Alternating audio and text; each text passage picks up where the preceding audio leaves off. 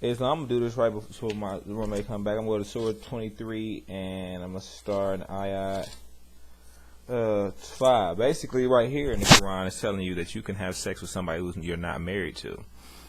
Right here it says, who restrain their sexual passions, I'm saying Surah 23 and 5, and who restrain their sexual passions except in the presence of their mates or whom their right hand possesses. So it says their mates, meaning plural. They may have people who they marry, or whom their right hand possesses they can have sex with, meaning they're slaves.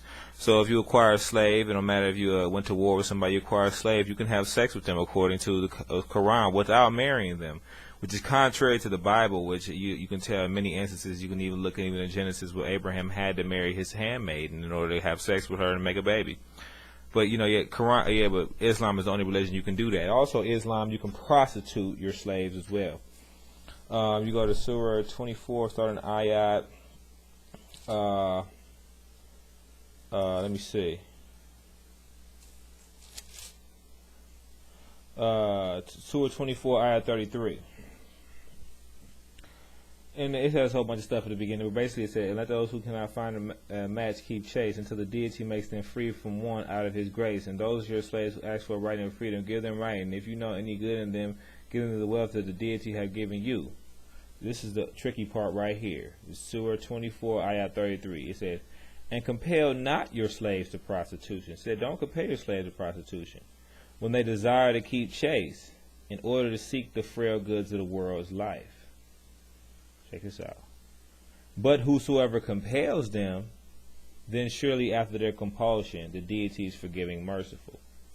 So basically right here is saying, but whoever compels your slave girls to do prostitution, your deity or Allah will be forgiving, merciful of you making prostitutes out of your slaves. That is wickedness, but that can only come from the Quran. Because the Almighty is totally against making whores out of any people. He has a law against making whores out of daughters of Israel.